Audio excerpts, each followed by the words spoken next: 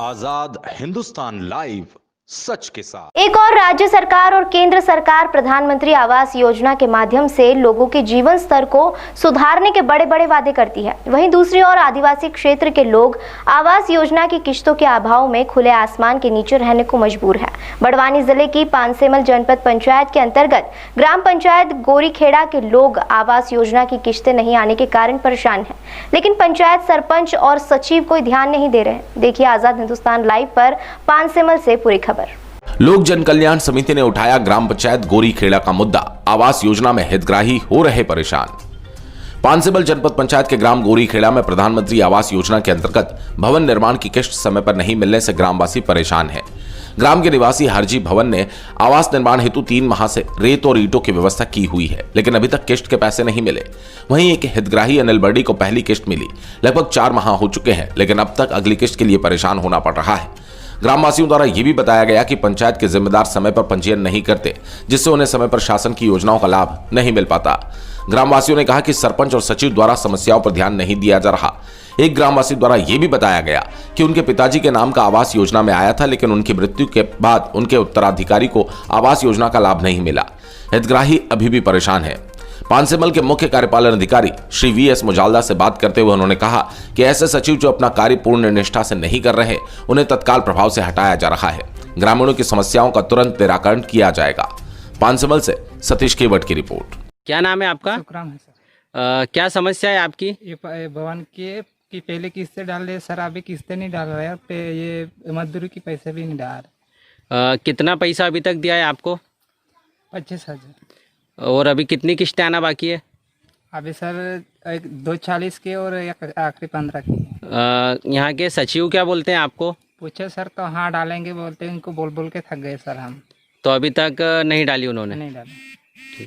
और बोलने जाते सर तो जो रिश्वत दिया है ना उसका पैसा डालता है, जो रिश्वत नहीं दिया ना आज तक उसकी किस्त नहीं डालता वो। क्या नाम है दादा आपका? अर्जुन। तो अभी ये जो आपका अधूरा निर्माण है भवन का, तो इसमें क्या तकलीफ आ रही है आपको? एक किस्त डाला वो 25 वाला, उसके बाद में कोई डाला नहीं वो। कितना समय हो गया? वो 2-1 महीने हो गए सर। अच्छा, 2 महीने से ये अधूरा काम पड़ा हुआ है। काम पड़ा है। क्या नाम है आपका भैया? मेरा नाम अनिल बर्डे हूँ, मैं ग्राम गौरीखेड़ा का निवासी हूँ। अच्छा, आपको भवन निर्माण में क्या समस्या आ रही है? भवन निर्माण में यह समस्या आई सर मेरी कि पहली किस्त 25,000 रुपये सहायक सचिव मंत्री ने 25,000 रुपये दे दिया। उसके बाद में मैं कम से कम 4 महीने हुआ मकान बना लिया है कि नहीं। तो अभी तक वो 4 महीने घूम के थक गया। मैंने अभी तक मेरी दूसरी किस्त नहीं डाली। तो ये अभी बाकी पैसा आपने जेब से भी लगाया हुआ है? हाँ, जेब से लगाया, सगा साई के पास से मांग के और कई मैं ये मकान बनाया हूँ सर। तो अभी तक कितनी राशि मिली है आपको? सिर्फ 25,000 रुपये राशि मिली है सर। अच्छा, और बाकी कितना आना बाकी है? अभी तो 40,000 रुपये 2 किस्त आने वाली बाकी है और एक 15,000 रुपये वाली आने बाकी है, और मजदूरी 18,000 रुपये नहीं मिली है सर। मजदूरी मेरे को 1 रुपया भी नहीं मिला है सर अभी तक। इस बारे में सचिव से बात करी थी आपने? हाँ, सचिव से मतलब उसको 20 बार उसके घर जाके आ गया। मैं बोलता हूँ तो जो रिश्वत दिया है ना सर उसका किस्त डाला है, और मैं रिश्वत नहीं दिया गोरीखेड़ा में, तो मेरा किस्त आज भी नहीं। क्या नाम है भैया आपका? सकाराम। और ये जो अभी भवन आया हुआ है आप? हाजी शान। ये कौन है आपके? पिताजी। तो क्या समस्या आ रही है आपको? देख सर, उसमें 4 महीना हो गया, किस्त डालने हैं, मजदूरी आ रही। उसमें ये जगह खाली छोड़ के अभी भी इंतजार में है, तो भी 4 महीना हो गए, उस पैसे 1 रुपये भी नहीं आ रहा। केवल मजदूरी का पैसा आ रहा है आपके खाते में? मजदूरी का पैसा आ रहा, सिर्फ मजदूरी के पैसे आ रहे सर उसके, और किस्त के पैसे 1 रुपये भी नहीं आ रहा। 1 रुपया भी नहीं आ रहा। बता रहा सर। आपने जानकारी ली इस बारे में किसी से? हाँ, मंत्री को पूछ के थक गए सर। थक गए। तो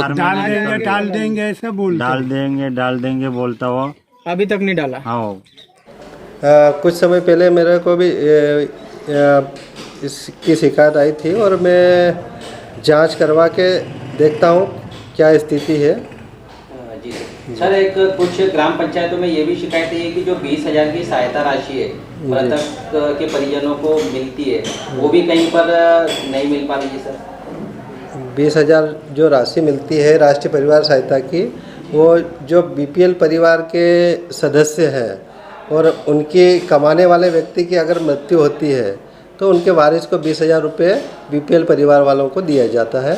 और ऐसा कोई हो जिसको नहीं मिली हो तो बताना, तो मैं उस व्यक्ति को वो राशि उपलब्ध करवाने की कोशिश करूँगा। वो इसकी राशि जो है वो डायरेक्ट हम ऑनलाइन करते हैं और राशि भोपाल से डलती है, इसलिए उसकी कार्रवाई का काम हम पूरा करके FTO करके भेज देते हैं।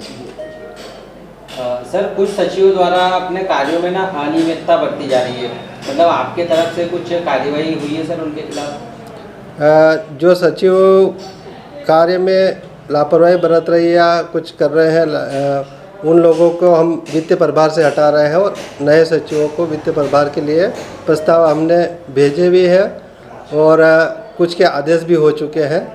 तो ऐसे अगर कोई अनियमितता पाई जाती है तो उस व्यक्ति को उस सचिव को हटा के कुछ कार्यवाही की गई है आपके द्वारा किन्हीं सचिवों पर? जैसे आपने अभी बताया कि गोंगवाड़ा जो सचिव है वो लापरवाही बरता, तो उसके वित्तीय प्रभार हटाने के लिए हमने प्रस्ताव जिले को भेज दिया है और वहाँ से नए सचिव को वित्तीय प्रभार के लिए आदेश होने वाला है। सर, अभी कहीं कहीं पर सचिव नहीं है पंचायतों में, तो उनकी भी नियुक्ति सर आप ही के द्वारा होगी या फिर जिले से कार्यवाही होगी उनके लिए?